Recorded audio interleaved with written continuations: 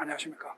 오늘은 시험의 목적에 대해서 한번 이야기를 해보려고 합니다.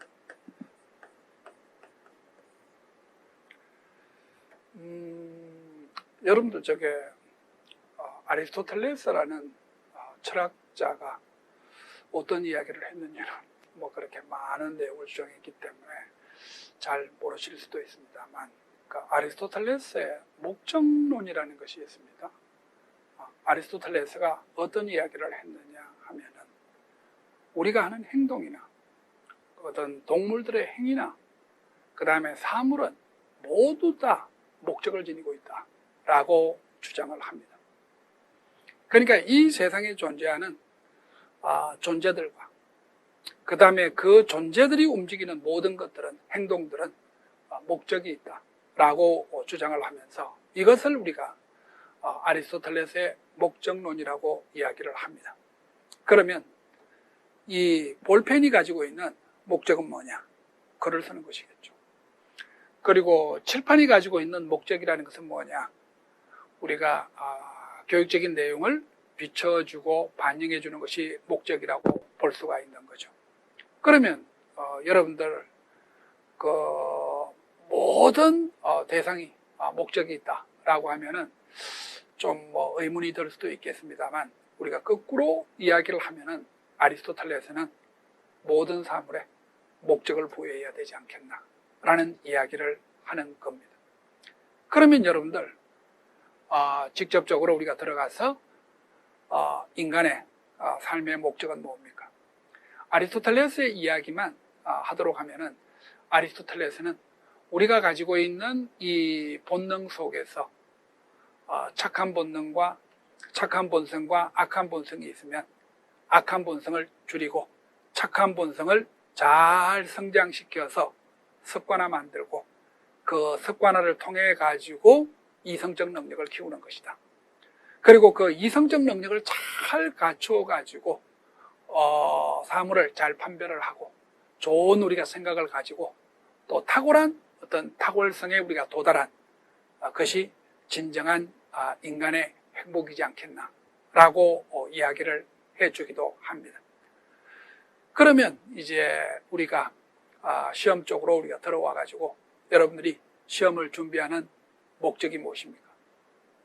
제가 이 이야기를 하는 궁극적인 이야기는, 우리가 목적이 분명히 있어야지 동기가 잘 유발됩니다. 시험 공부를 하고 싶다는 욕망이 잘 분출된다는 거죠.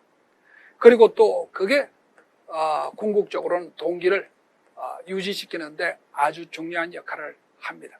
그래서 제가 여러분들에게 시험을 준비하면서 또 준비를 해 나가면서 굳건한 목적을 만들어야 될 필요가 있다라고 하는 겁니다. 목적을 만들어 놓으면 이런 좋은 측면이 있습니다. 공부를 하고 싶다는 욕망이 막 분출이 되고, 또 그리고 이제 그 욕망이 일시에 확 나타났다가 사라지는 것이 아니라 동기가 일정하게 우리가 유지되는데 아주 중요한 역할을 하는 거죠. 교육학 공부하시는 분들은 ARCS라는 켈러의 동기 설계 이론을 봐도 이 이야기가 나오죠. 우리가 교육에, 수업에 우리가 목적을 잘 설정을 해나가면 학생들의 우리가 동기를 유지시키고 또 동기를 우리가 잘 생성시키는 중요한 우리가 원동력이 될 수 있다라고 하는 이야기를 하지 않습니까? 그걸 우리가 그대로 가지고 와서 임용시험에 적용을 해보자는 거죠. 그러면 여러분들 임용시험에 준비를 해나가는 데 있어서 여러 가지 우리가 목적들이 있지 않겠습니까? 여러 가지 우리가 목적들이 있을 텐데, 여러분들 제일 우리가 좀 기본적인 거, 어떤 면에서는 우리가 제일 우리가 낮은 수준의 목적이라는 것은 뭡니까? 취업입니다.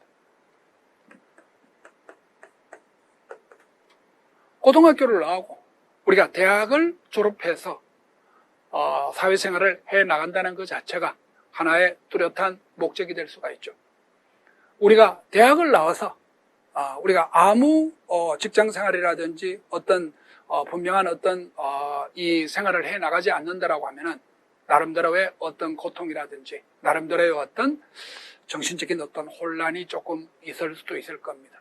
그래서 우선 1차적으로 가장 낮은 목적은 취업이라고 볼 수가 있겠죠. 자, 여기서 우리가 또 하나 더 나아가야 될 필요가 있는 것이 뭐냐면, 우리가 돈이라는 것은 자본주의 사회에 어쩔 수 없는 현상이라고 볼 수가 있지 않습니까? 그러면 우리가 이 돈이라는 것을 한번 좀 생각을 해보시면, 여러분들 임용시험에 합격되시고 또 정년퇴직할 때까지 근무를 하시고 또 죽을 때까지 여러분들 연금이라는 것이 주어집니다. 그러면 이 돈의 값어치를 전부 합산하면 얼마 정도가 되느냐라고 하는 건데, 사람마다 사는 수명이 조금 다르기 때문에 좀 차이가 있을 수가 있습니다만, 대체적으로 한 15억에서 한 17억 정도는 국가로부터 받는다라고 보시면 됩니다.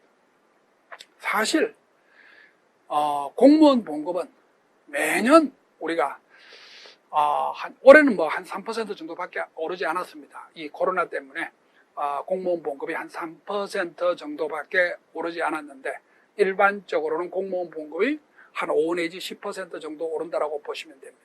꾸준하게 우리가 봉급 상승분은 계속 반영되는 거죠.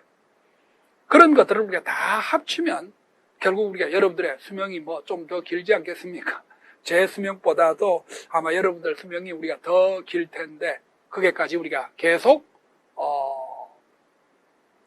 연금이 주어진다는 겁니다. 굉장한 혜택입니다. 이것은 여러분들이 뭐 아무런 가진 미천 없이 실질적으로 여러분들이 어떤 사업을 한다, 15억, 17억 벌기가 사실은 쉽지 않다는 거죠. 그러면 우리가 이런 것들, 어떤 사회적인 가치라든지 사회적 지위라든지 그런 것은 다 관가해 놓고, 그런데 과연 우리가 취업을 한다, 돈을 번다, 이런 것만을 가지고 우리가 과연 동기가 계속 유지가 될 수 있겠나라고 하는 겁니다. 저는 이것보다는 훨씬 높은 목표가 있어야 목적이 있어야 되지 않겠나라고 생각을 합니다. 사회를 우리가 한번 생각을 하면서 교사의 위치를 한번 좀 생각을 해볼 필요가 있는데, 사회가 혼란스럽다라고 하는 것은 저는 이런 생각을 합니다. 교육이 제대로 된 사회인을 길러주지 못했기 때문이다 라고 하는 겁니다. 우리가 15년 개정교육과정이 창의 융합적 인재입니다.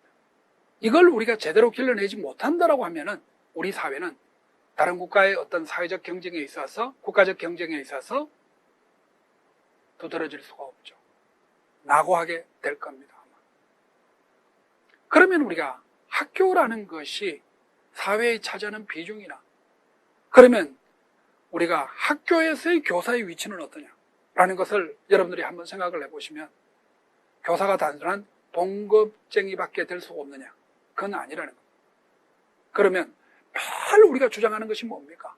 학교 혁신이니, 우리가 뭐 학교 개혁이니, 교육 개혁이니 이런 이야기를 하지만, 그러면 학교 혁신은 누가 합니까? 교육청이 합니까? 교육부가 합니까? 학생이 합니까? 직원이 합니까? 개혁은 교사가 하는 겁니다. 여러분들이 가지고 있는 그 교사라는 교육의 힘이 학교를 바꾸고 아이들을 바꾸고 사회를 바꿀 수 있는 아주 큰 원동력이 됩니다. 그래서 제가 여러분들에게 늘 많이 하는 이야기가 뭐냐면, 여러분들이 공부를 통해서 자기를 혁신시키고 또 그거를 통해서 학생들의 혁신을 시킬 필요가 있다는 거죠. 학교의 혁신이 필요하고, 그걸 통해서 궁극적으로 사회의 혁신의 중심점, 구심점이 교사가 되어야 된다는 거죠. 취업을 하는 것도 좋고 또 돈을 버는 것도 좋은데, 우리가 궁극적으로 뭔가 우리의 삶에서 상당히 이상적이지만 우리가 삶에서 상당히 어떤 가치적인 것을 목표로 삼지 않으면 이 동기는 제대로 유지가 되고 동기가 제대로 발생할 수가 없을 거라고 저는 생각을 합니다.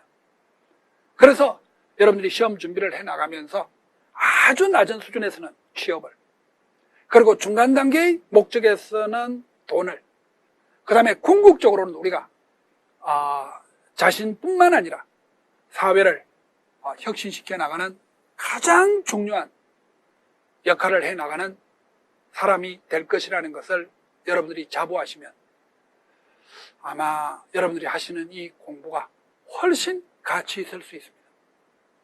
저도 마찬가지죠. 강사가 돈을 가지고만 강의를 한다라고 하면 강의를 오랫동안 유지하고 강의에 어떤 힘이 들어갈 수가 있겠습니까?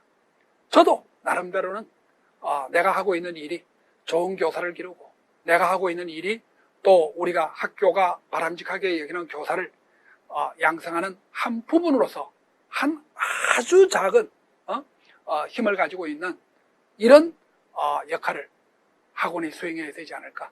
그 역할을 강사가 조그만하게만이라도 담당을 하는 것이 마땅치 않을까라고 생각을 합니다. 자, 다시 한번 우리가 정리를 하면은 여러분들 시험의 목적을 가지시기 바랍니다. 낮은 목적의 취업이라는 것에서부터 중간 목적의 어떤 금전적인 것을 지나가지고 궁극적으로는 사회를 혁신한다는 여러분들의 앞으로의 미래의 역할을 생각하시면서 시험 준비를 하시기를 바랍니다. 감사합니다.